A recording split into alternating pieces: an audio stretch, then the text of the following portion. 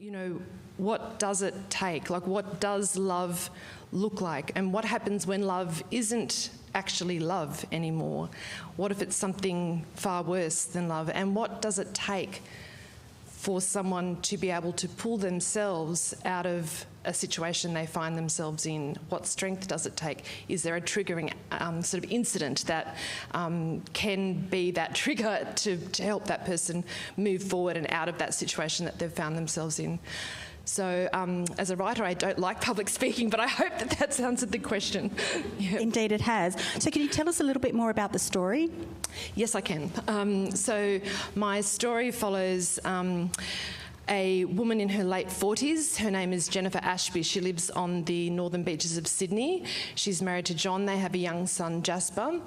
One dark evening, John and Jennifer are driving home from Jennifer's mother's 60th birthday party and are involved in a really horrific car accident. Jennifer has a great deal of difficulty coping with that accident. She goes through a court case. She's subject to some public humiliation. The trauma proves to her to be too great, so she persuades her husband that she must leave Sydney in order to escape her memories of what happened in Sydney.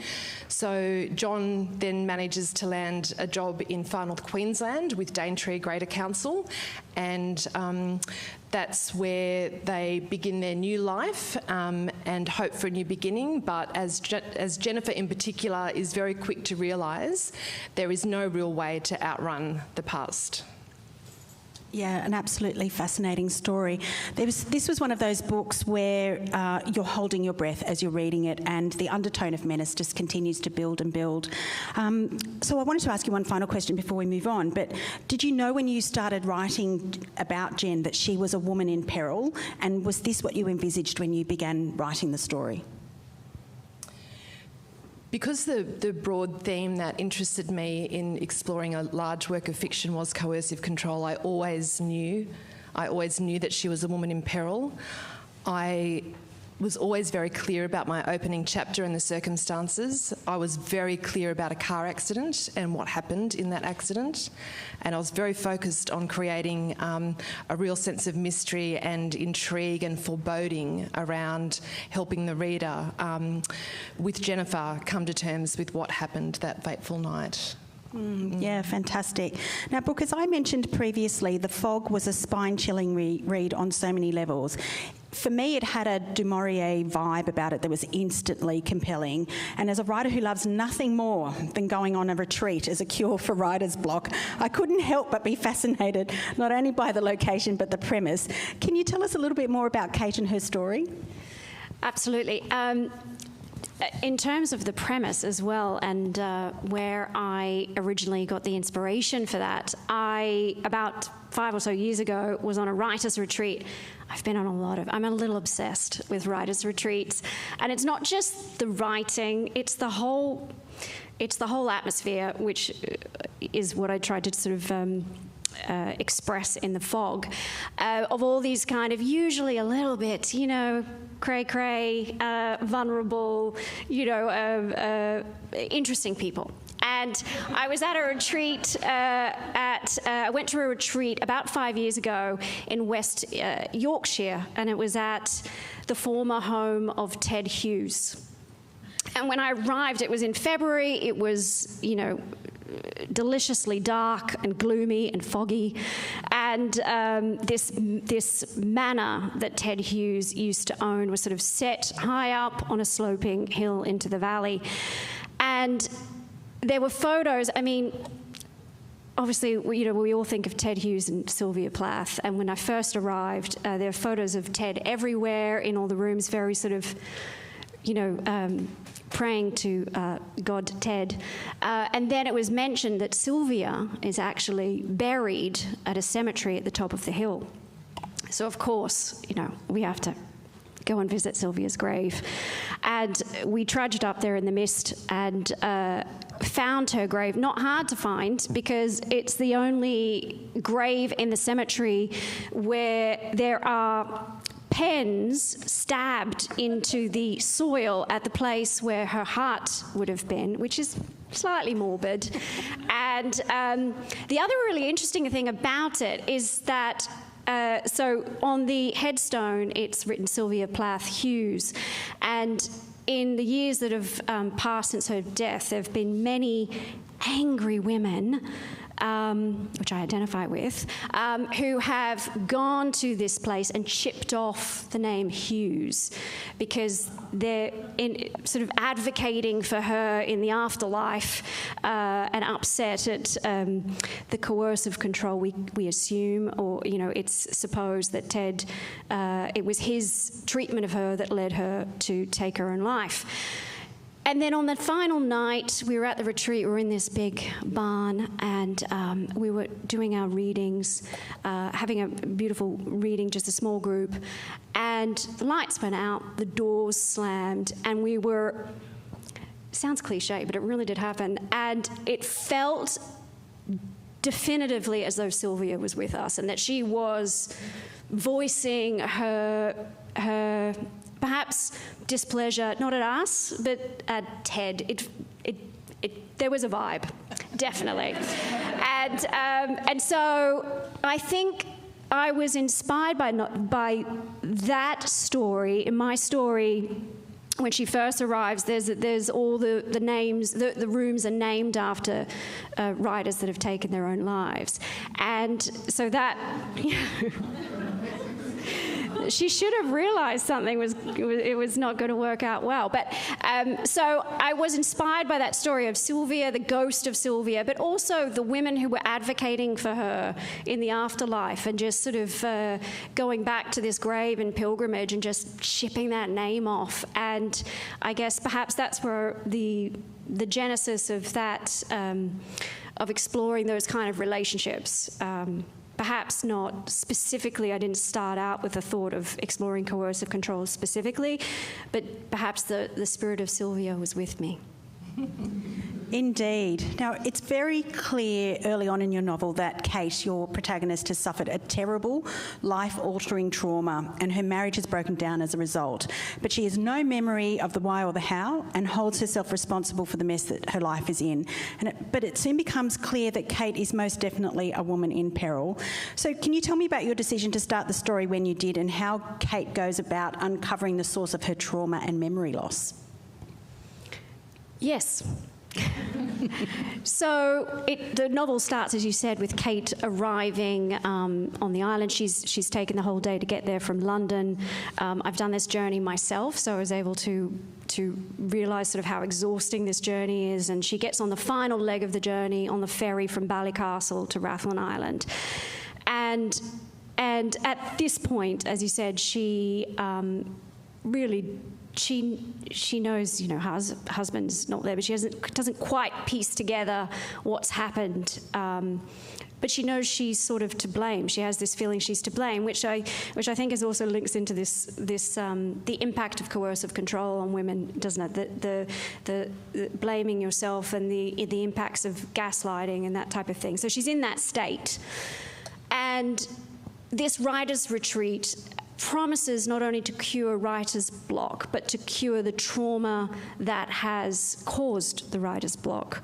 So it's a therapeutic retreat, not simply a writer's retreat. So she thinks, oh God, you know, I can't figure this out, and, you know, I feel like there's a block not just with writing, but with moving forward in life.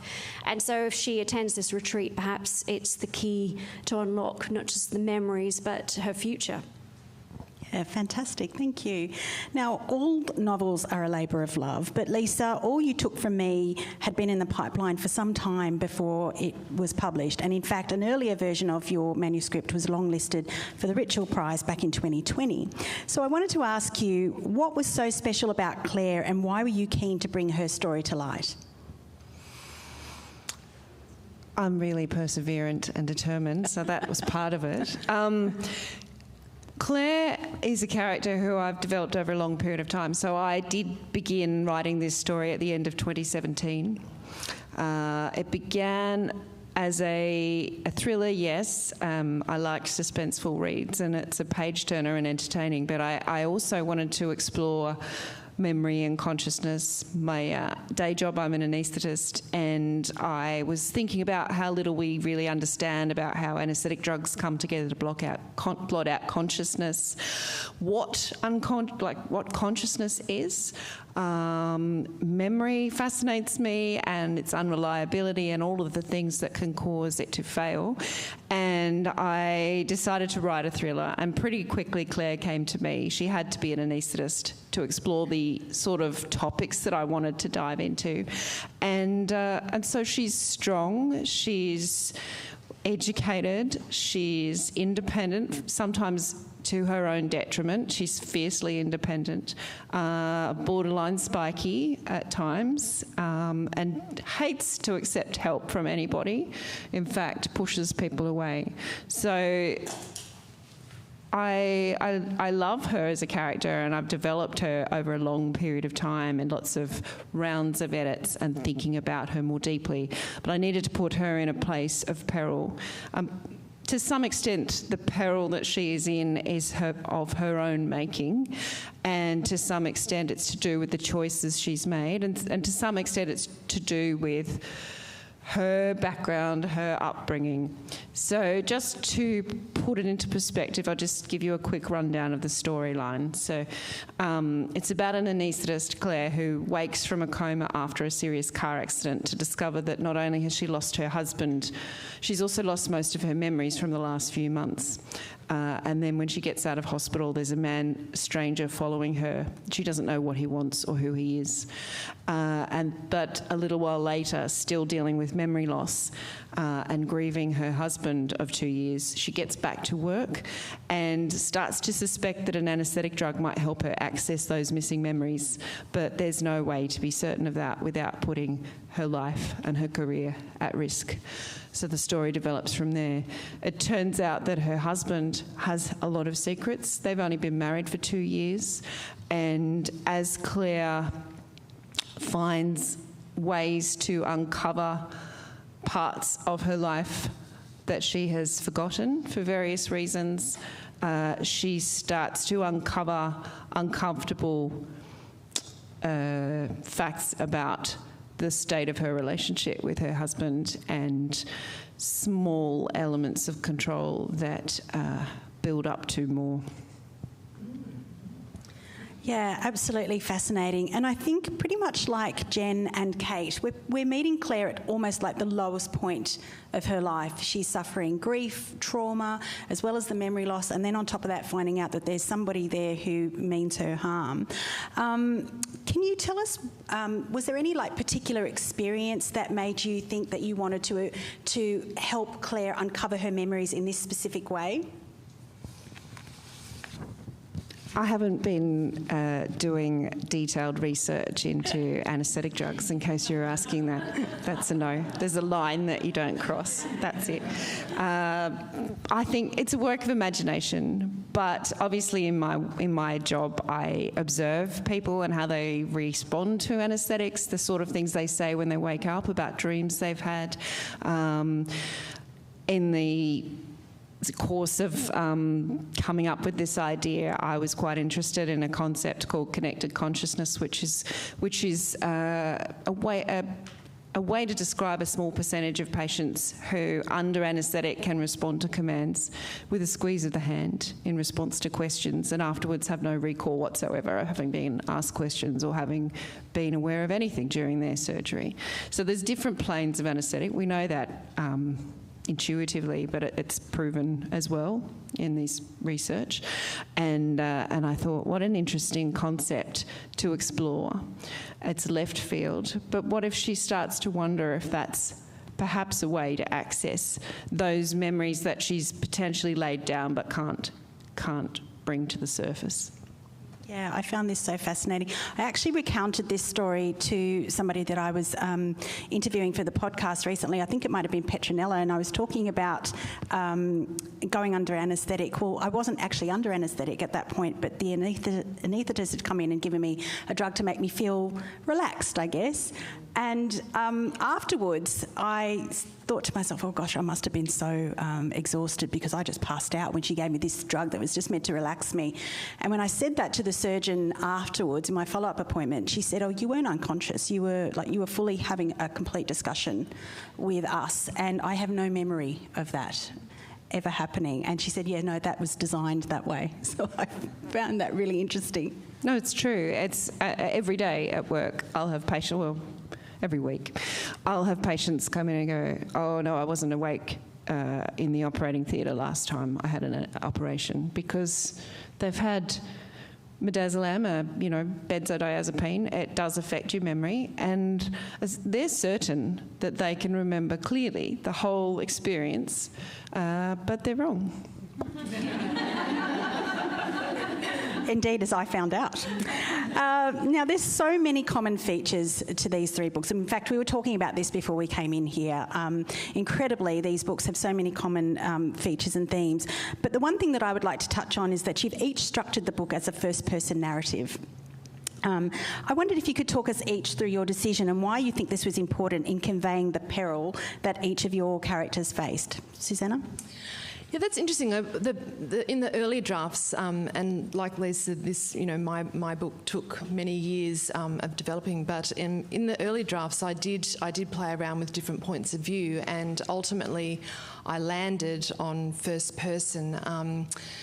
Because of the deeply, I guess, personal nature of the story that I was telling, and the way that I needed to go deep inside of her in order to tell her story.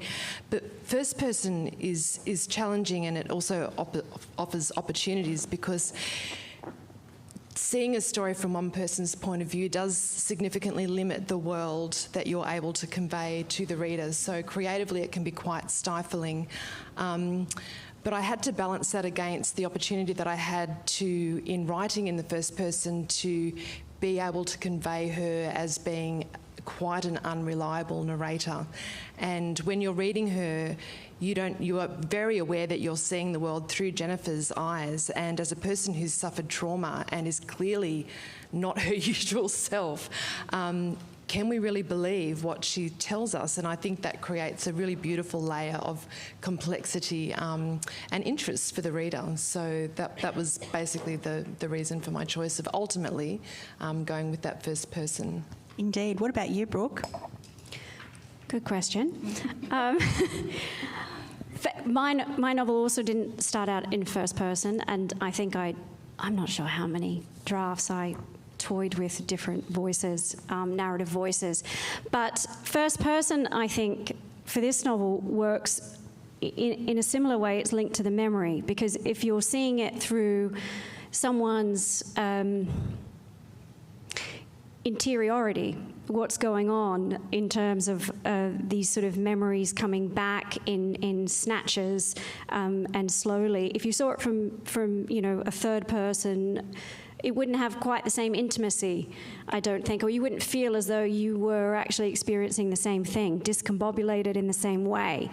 I also think perhaps it also has something to do with me personally, because I have attended so many writers' retreats and I am in my head the entire time. So perhaps I just felt a little bit as that voice was authentic in that way.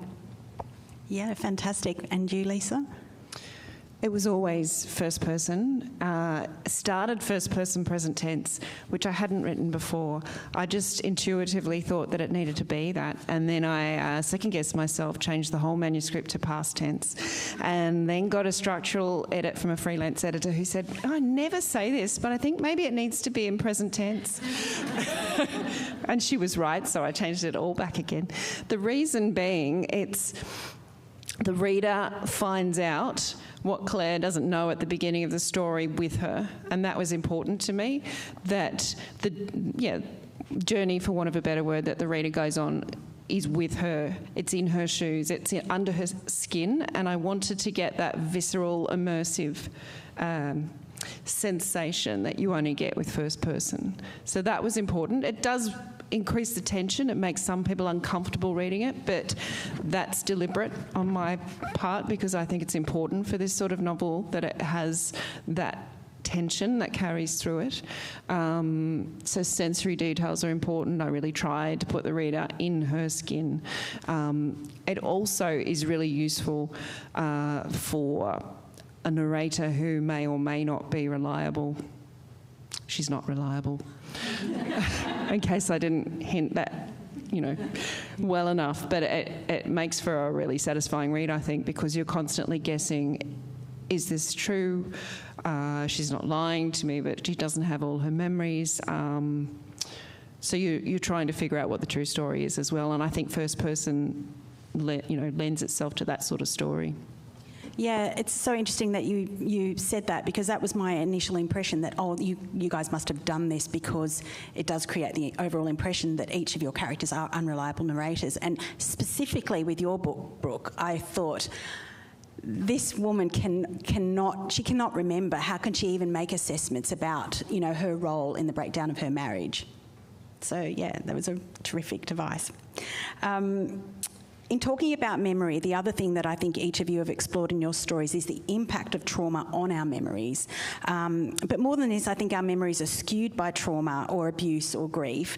And I found this endlessly fascinating. Perhaps, Lisa, we could start with you. I mean, your work as an anaesthetist must give you some interesting insight into this issue. How long do we have? Little while. No, I'm joking. Yes, absolutely. So this was the driver for me. Yes, my novel does explore control in all its various forms, but some of that came together in the editing, to be honest.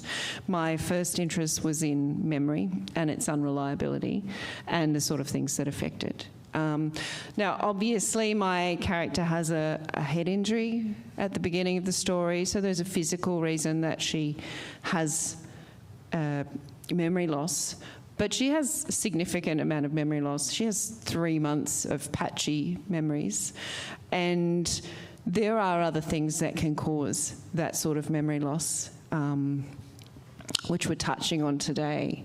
So I did want the reader to question whether her memory loss was entirely due to that accident that she suffered, or whether there might be some other longer-term trauma that may have an impact in terms of a sort of a dissociative amnesia on top of that.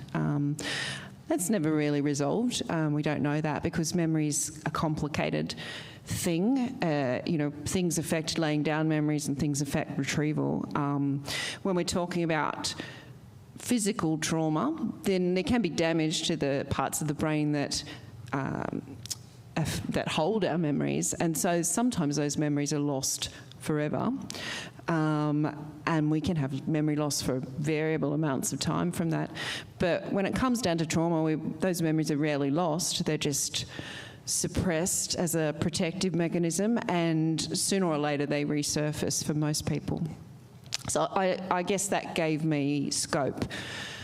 Knowing that memory is such a complicated thing, it gave me a lot of scope for structuring the story and the reveals and spacing them out and torturing the reader in that way. You did a very good job of that. Brooke, what about you? I mean, Kate's memory loss is the result of some fairly severe trauma, and we suffer alongside her as she slowly realises what's happened to her. I mean, Lisa's obviously got some very practical, hands-on experience with that issue, but I wondered what kind of research you did to bring those experiences to the page. Well, it was another writer's retreat. So, leaning into this obsession with writer's retreat, I was at, I can't remember when this was, a little while ago, and it was, I was at a writer's retreat on a Greek island in the Cyclades. Tough. As you do. Love this woman. And anyway, it was a writer's retreat. However, interestingly, there were 2 retreats running concurrently at the same villa. One was a writer's retreat, and the other was a group therapy retreat. So I was attending the writer's retreat, and every day we were going off to do, our little activities, how does this stone a metaphor or whatever it was. And I was watching these people in this therapeutic retreat, and it was held sort of in the basement basement of this villa, a dark space in my imagination, and they all went down there. There were more of them than us, about 10 of them, and they all went down there for their sessions, and they would come out in various stages of, you know, catatonia, euphoria. There were all types of emotions, and it seemed very intense, and I thought, I need to get in on that. So I asked to swap, and kindly they allowed me. I know I did insult the Writer Retreat host, but I had to be in on it. And who doesn't need therapy, right? So I swapped, and I joined them in the basement. And so the therapist was this incredible gentleman from New York, and his therapy was using sort of dramatic reenactments, and intense. So I won't obviously divulge the personal things that went on in that room, but it was this sort of intense dramatic therapy where every person, he sort of reenacted their trauma in order to incite a response or the memory or whatever the block was. So I was sort of coming at it in the fog from not just the angle of the protagonist and how she retrieves her memory, but from the angle of the people the therapists and the other people in the process of memory recall, the people who are trying to help you, and I'm really interested in that dynamic. I'm interested in that in general, actually. Sort of the intentions or the motivations of the people who help others that are in trauma. Do they take advantage of them? Do they manipulate them in some way? Are they invested in the response? Are they damaged themselves? What led them into therapy? These sort of questions, I think, guided me, or were inspiration in a way for The Fog, and not just the protagonist but the antagonist. Indeed, so fascinating. I think we need to hang out a little bit more. Susannah, while Jen's memory of the traumatic event that sees her and her family move from Sydney up to far north Queensland, we learned quickly that she's struggling. So she actually doesn't forget it. She has complete memory of those events, but she's struggling with her husband's desire for her to gloss over that memory, and he just wants her to forget about it and move on. But that's easier said than done for her, isn't it? Yeah, and I think this is part of that exploration of coercive control, that Jen had actually been suffering from trauma for quite a long time during her marriage. If you like, the accident was the catalyst that sort of moved the trauma, that dialed it up, so much higher. So she is definitely, when she relocates from Sydney into this new environment, she's suddenly amongst nature, and she's feeling that sort of healing power in that environment. And something inside of her awakens in this new landscape, and she does not want to forget. In fact, she feels that it's, in fact, very, very important to come to terms with and to remember and find some sort of acceptance of the events that occurred. And I have to be so careful of spoilers here, the night of the accident. But John's approach to all of this is just to forget it, like just to move on. Don't dwell in the past. We've moved to this new location. What are you doing? Trying to bring this up. We need to move forward. And that, of course, is not a healthy response to any kind of traumatic event. So, unlike the two stories that we've heard of, Jen doesn't actively block things out, but I think over a very long period of time she's been very selective in her marriage about the types of things that she does and doesn't focus on, and the things that she is willing and not willing to forgive.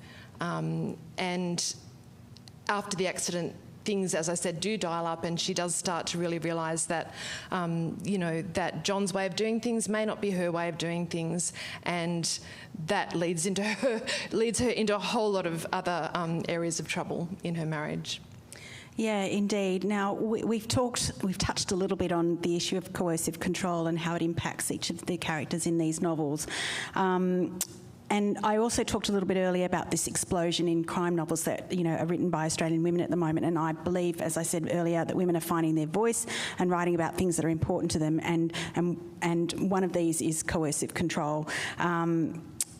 And the New South Wales government passed legislation which came into force on the 1st of July of this year to criminalise coercive control in intimate partner relationships, which is a huge step towards education and reduction, if not total elimination of these abusive behaviours.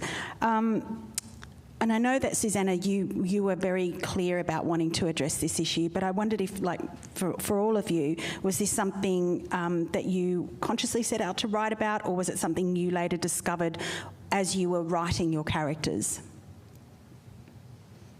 Maybe. Well, I guess this story between husbands and wives is certainly a very character-led story, and coercive control does take so many different forms. And when I first thought about the sort of trauma that I wanted to explore, I did think about other forms of domestic abuse, and I actually found that extremely difficult to write about. So coercive control is interesting because it is so widespread, and it knows no boundaries in terms of culture, age, education levels. It can be everywhere, and I think most of us have probably known somebody who's been in that situation or experienced that, and it can be extremely difficult to communicate with that person who is going through that experience. So, yeah. Thank you, Susannah. Brooke, was this something that you were conscious of as you were writing, or was it something that you thought about prior to starting to write The Fog? Not necessarily, but in a way I started at the end. So I remember when I set out to start writing, and I had my notebook and I opened it out and I thought, how is it that I want to end this? What do I want to end with? And I wrote down the words self-empowerment. And I wanted to write a story about self-empowerment. And in order to do that, obviously your character needs to come through a transformation to overcome. And self-empowerment suggests that they've lost their power at some stage. So I started with the end, in a way. So perhaps it was inevitable. And then as I wrote the story, I think actually the location affected how dark it became, in a way. Because the location, Rathlin Island, it's the only inhabited island in Northern Ireland. Still, to this day, only about 120 people live there. I'm not saying the people of Rathlin Island are lovely people. And however, the location itself lends itself, I mean, the characters are trapped. It's a locked room thriller in a way. And so I think the more I explored what was happening on that island, the darker it became. It was also my research. Rathlin Island has thousands of years of history and fascinating history, from different cultures and different groups of people who've inhabited this island over the centuries. And when I started researching, you couldn't make it up. The massacres that have occurred on this island, for a start, and there's one particular place in the Gaelic, it's called Crochnaschleinen, and it means Hill of the Screaming. And when I came across that, I was like, well, I actually don't have to make this novel up. It's here already. It's here on the island. And the Hill of the Screaming was a location, part of the horrific history of Rathlin Island, where there was the clan, the Campbell clan, came over and massacred most of the men on the island, but to make it even more torturous for the people there, if that's not bad enough, is they brought all the women and children to this hill to watch. Evidently, that's why it's called the Hill of the Screaming. And in the hollow beneath this hill, it's called the Hollow of the Great Defeat. And as I started to read these stories, I think my story couldn't help but become darker. And you say that location can also be a character, and in this case it really was. And that character, and then once you're trapped in a place like this with this type of history and these types of incredibly traumatic things that have happened, then that trauma, it's historical as in the character as it is in the place as well. And so I think the darker it became, the darker the research became, the darker the things that happened or occurred to my character became. Yeah, thank you. What about you, Lisa? I think when I set out to write this first draft of this novel, I had one relationship in it which was overtly abusive, but in the course of writing that first draft, also I'll put it into context. I began in 2017 when #MeToo was everywhere, and in our consciousness and subconscious, I guess, we were all questioning things that had happened to us previously, whether we had overlooked instances of sexual harassment, sexual abuse because of the way we'd been socialised, and how activities that might have been accepted were perhaps no longer should be, and so on. So that was the prevailing sort of zeitgeist when I began writing it, so it definitely influenced me. By the time I got to the end of the first draft, I recognised that control had emerged as a major theme, which shouldn't be surprising because I open with an anaesthetist who wakes in the ICU in the hospital she works in with no memory and no control, and that is a doctor's worst nightmare. And it just goes from there. So there's that personal loss of control. There's control in its institutional forms, so high control, high demand religion that she's escaped from, the patriarchal family that she's left as a result of that. But more importantly, in her romantic and personal relationships, I realised that there was more than one controlling relationship that I had written. Not entirely without my knowledge, but I think I had developed it in the course of writing that draft. And then when I recognised that, I was rewriting the novel. In 2019, I read Jess Hill's amazing book, See What You Made Me Do. And if you haven't read that, get your hands on a copy. And that dives into coercive control in great detail and breaks it down.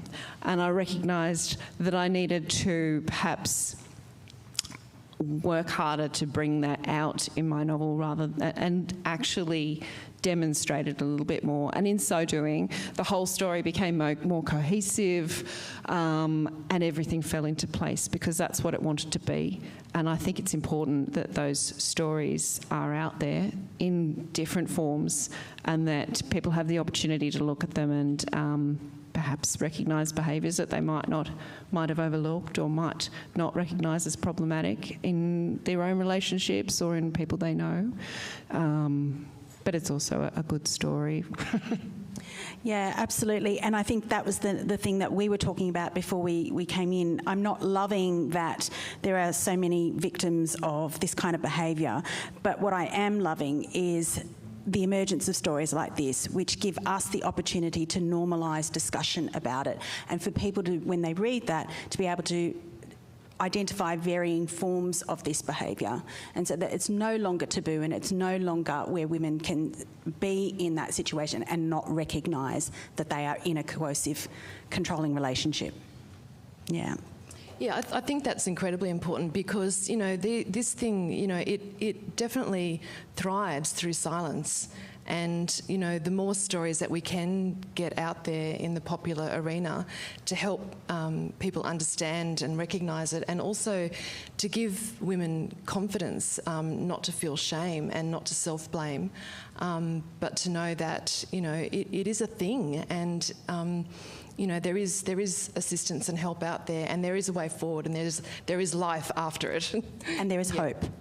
Because I think the strength of all of your novels is that we finish on a hopeful note for all of the characters, which I think is incredibly important. Yeah.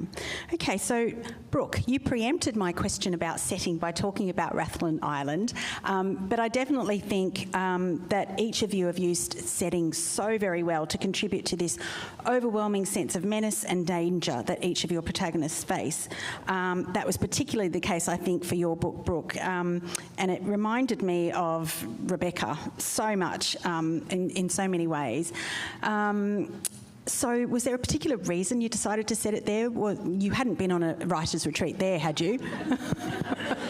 Not quite, no. I was in my 20s, mid-20s, and I was living in London, and you know, there's sort of a set thing that backpackers in their 20s in London do when they're on holiday. If you've had the experience, there's sort of like a path you take.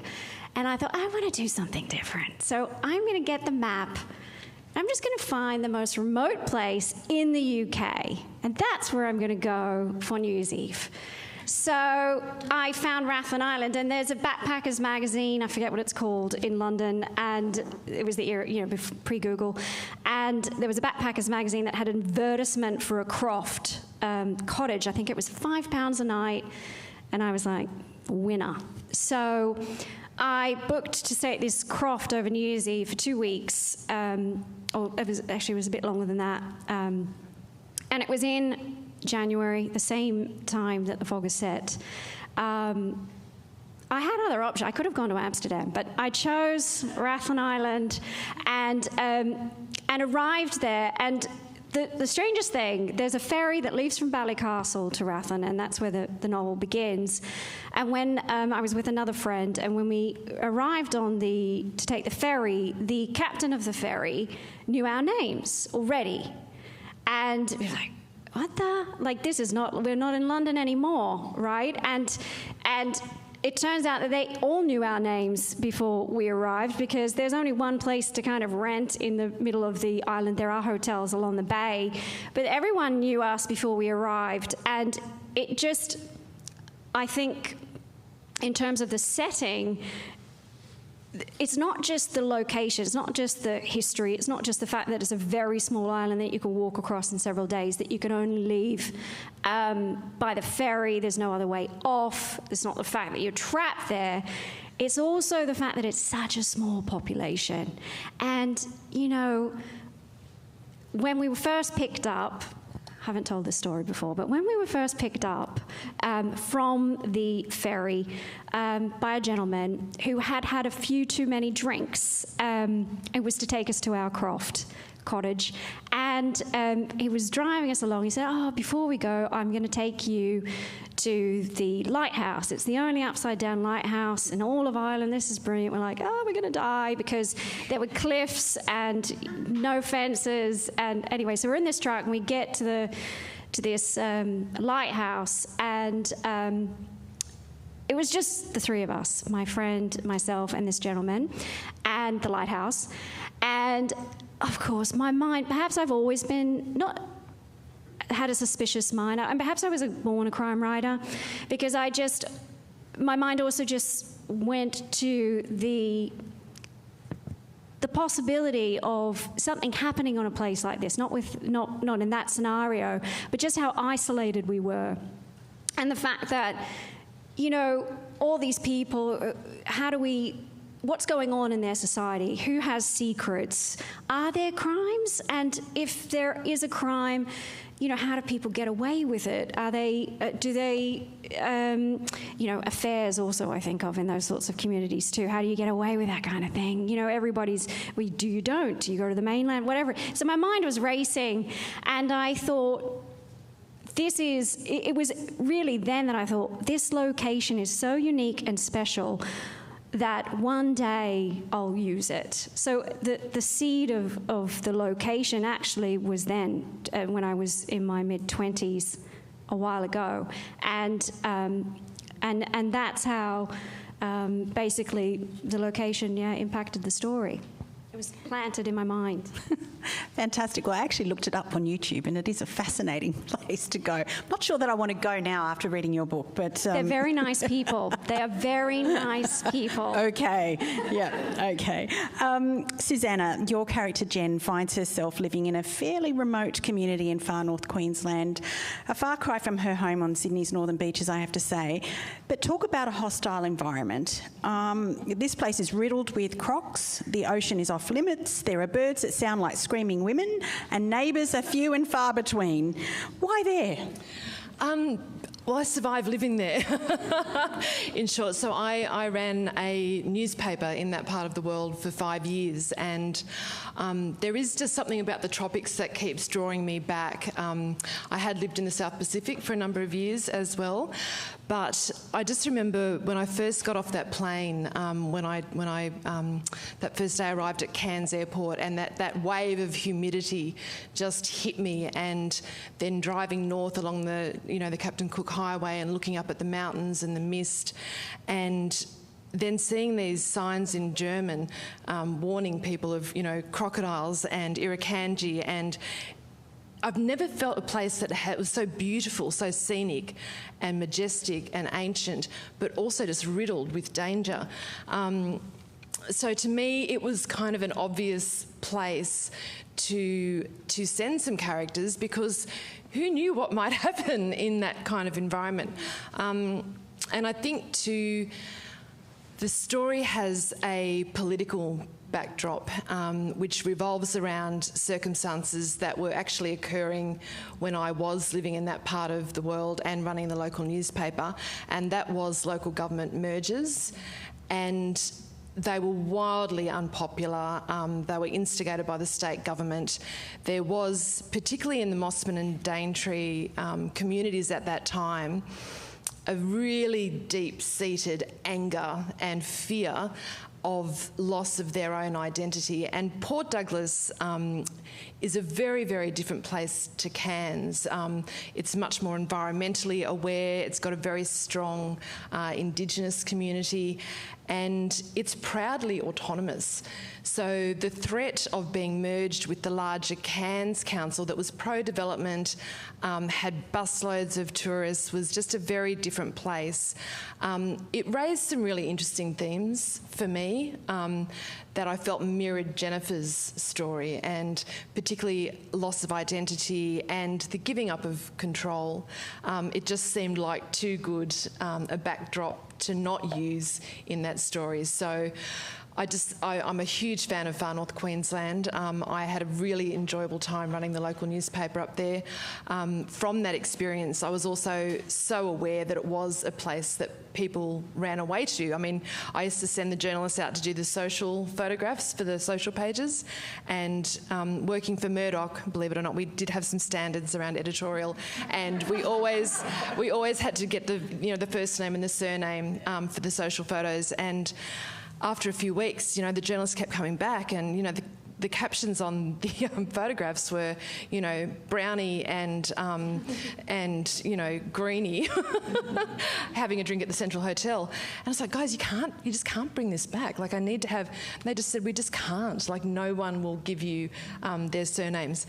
And so in the end, I just had to explain this higher up the chain that no, you're just not going to get people's full names for our social photographs in this part of the world. So running away is a really big thing in that part of the world, and I've recently gone back. I still have family living in that area, so I go back regularly, but very recently when I went back, I did a book launch for this book, and I've done a couple of lovely library visits, and I tell this story about what inspired the setting. And it's been so interesting because the hands start to shoot up and say, you've got to write another book in far north Queensland because I know this other guy that's run away up here and he just lives down here, and then the neighbours. And so it is a real phenomenon that people are running from something or to escape something. happening, and that feeling always stayed with me. And I thought, if ever I write a book about someone running away, they've got to run away to Far North Queensland.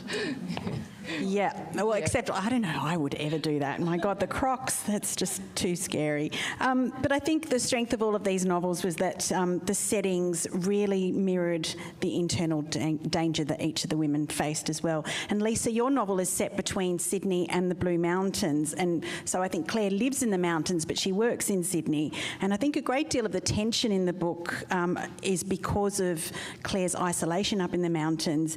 Can you talk us through your decision to set your novel in these two disparate places? Yeah. It's funny how we all have to defend our choice to set a crime novel in a location to the people that live there.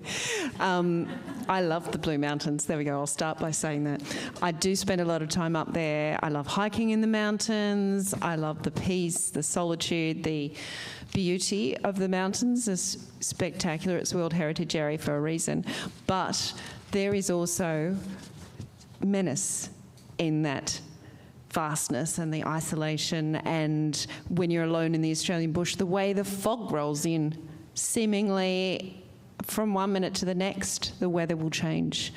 And I did want to employ that. I think it suits a thriller really well. It provides that sense of menace. A practical point of view, a lot of specialist doctors who live up in the mountains work in Western Sydney, and so that gave me the opportunity to raise the stakes a little bit, because Claire doesn't have a driver's licence in the opening because of her head injury. She has to commute on public transport down to Sydney and back, and that adds extra tension. And then, interestingly enough, the hospital setting, the more I think about it, that you couldn't get a more rigid, controlled, sort of sterile environment than a hospital, and in particular an operating theatre. So in some ways, having her falling apart in that environment was interesting to me. There's this structure, but then she is unspooling, if you like, and it sort of makes that contrast more stark to have her in that hospital setting as well. So I think, in part, I chose those two places for practical reasons, because that's how people would run their lives if they lived in that location. But it also serves the story to ramp up tension via use of the setting and weather, and so that's why I chose them. Fantastic. Well, thank you so much. I can see that we're running out of time. I had a whole, like 3 or 4 extra pages of questions that we're clearly not going to get to. I could talk to you all day about these fantastic novels, but as it is, I was wondering if you could join me in thanking these wonderful women, Susannah, Brooke and Lisa.